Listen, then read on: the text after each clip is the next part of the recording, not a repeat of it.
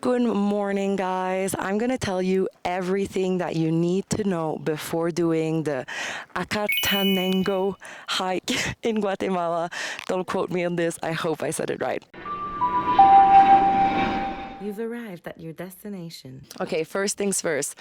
They're gonna tell you that this hike is really, really hard. And here's my personal experience with it. Going from the bottom to base camp was actually an absolute breeze. But Fuego Ridge and the sunrise hike, if you choose to do those, will kick your butt.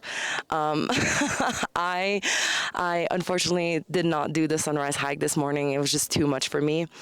I did do the Fuego Ridge last night, and it was one of the hardest hikes. Let's pause here and rephrase the hardest hike, not one of the hardest hike I have ever done. Seriously, I would say that if your average fitness level from from the bottom to the base camp, you should be totally fine. But Fuego Ridge and the Sunrise hike are like really, really difficult. So I would highly recommend that you're like in really good shape. You're feeling great.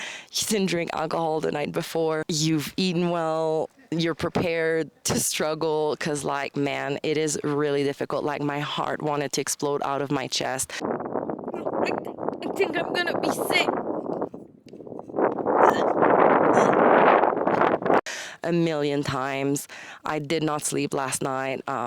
My body was in so much pain. It ended up being like 9 hours of hiking. Really, really, really difficult. So brace yourself. Like, they say that it's really difficult, and that part is 100% true. Like, it's really, really, really hard. Another thing that they're gonna say, and I don't know if this is because I'm from Canada, they're gonna tell you how cold it is. I was boiling hot all night last night. So the 4-layer system works totally fine. So like a dry, like a t-shirt, a fleece, like something warm, and then a wind jacket, a waterproof is like totally, totally fine. If you bring more stuff than that, I feel like you're just carrying extra weight for absolutely no reason. Like, it's really not that cold. They will also be providing a lot of the things that you need that you don't have. So like toques, glove, headlamps, things like that. We decided to go with EXO Expedition. The only thing that they weren't providing was like hiking boots and pants. Everything else is provided, like your sleeping bag. There's a mattress, like a liner for your sleeping bag, like anything that you can think of, they basically have, like the backpack. Things like that. So it's really great. I would highly, highly, highly recommend you do this hike with the sticks. Personally, I don't think I would have been able to do the hike if it wasn't for the sticks.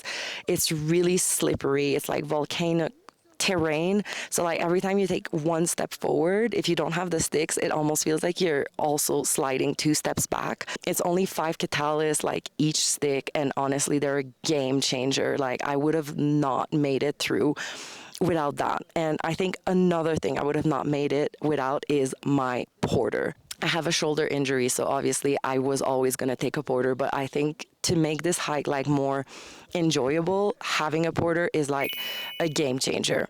And I asked my guide about this last night because I love being a traveler, but sometimes I hate being a tourist. And I always wonder if like I'm encouraging the economy or if I'm just being like a privileged tourist, like using people and things like that. Like, I was really unsure about the whole situation, and my porter was only 17 years old, so that really made me uncomfortable. But he assured me that it's really a good thing for them that my porter is making like 100% more money with 1 day of work doing this hike with us than he would in the fields like all week. He's funding his education. It's a great thing. So that really made me feel good about it. And another thing that I would say is like, it's really important to tip them, honestly.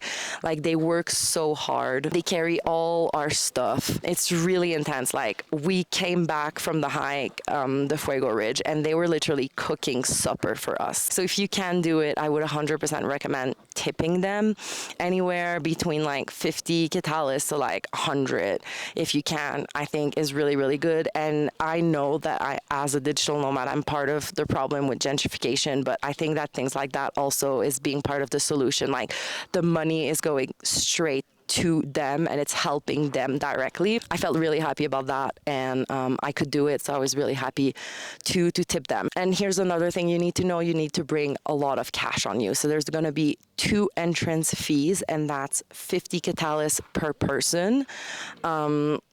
Your sticks, like I said, it's 5 catalysts. Your porter, it's 200 each way plus tip.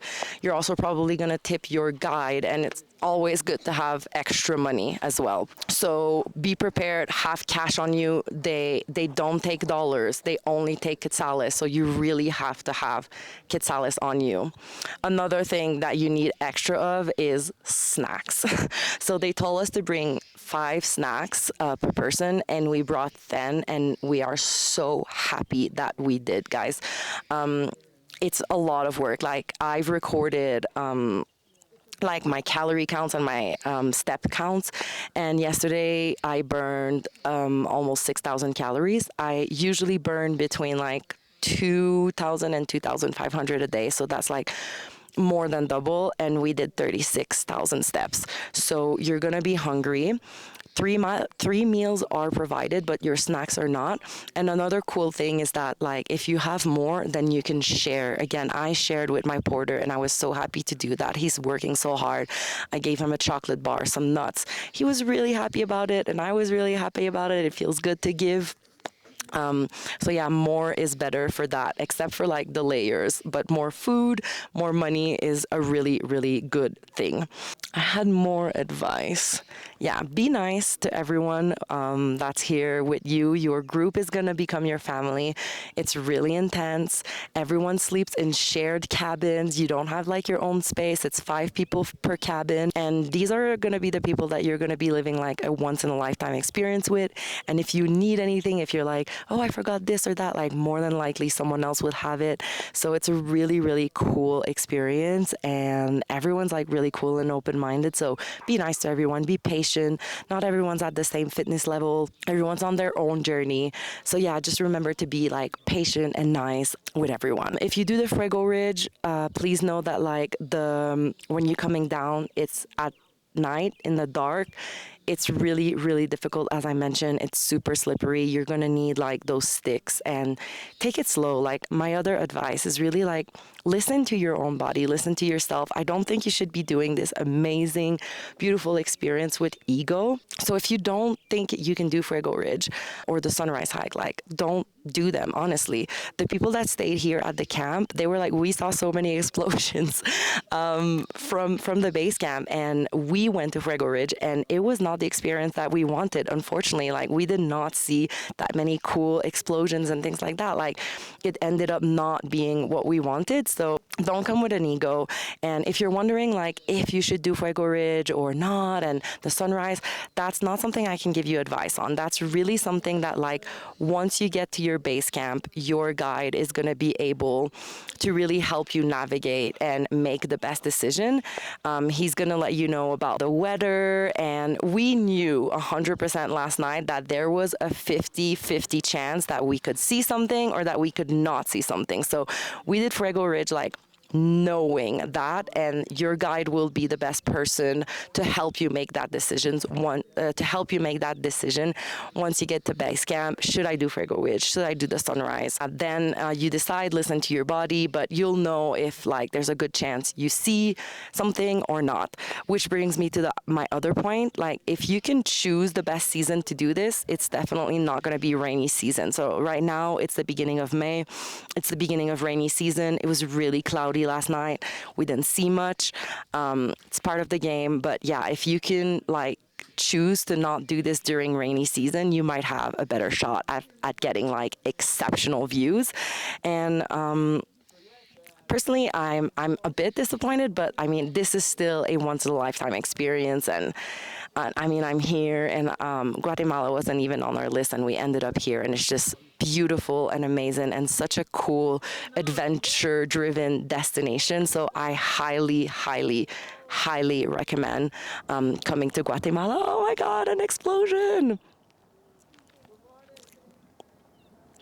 Yay, so cool.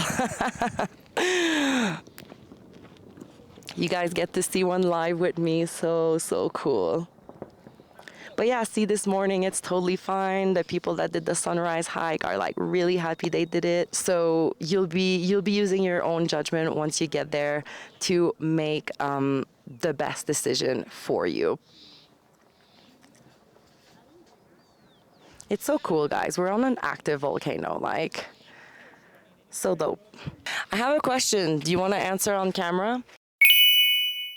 Hi doggies. What fitness level would you recommend people be on to do like all three? The whole thing. The whole thing. Yeah, average plus definitely.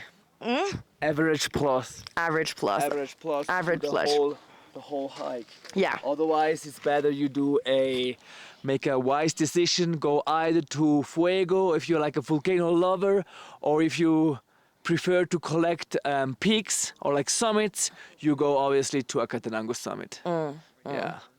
Wise decision. Thank Yeah. you. So yeah, above average fitness level if you're gonna do the whole thing, guys. And like, it's not a lie, honestly. Like I said, last night doing Fuego, it was rough. Like, and this morning I'm paying the price, and I was sick all night. But still, this was awesome. If you have any questions, let me know in the comment. Don't forget to like and subscribe. Next week, we're going to Lake Atitlan. So that's going to be really cool too. And I look forward to showing you all of that. But I'm proud of myself. I think I really surprised myself how strong my body is, and mind over body. So yeah, listen to yourself. You're stronger than you think, and you got this. I'll see you on the next one, guys. I'm gonna go have breakfast now. Bye.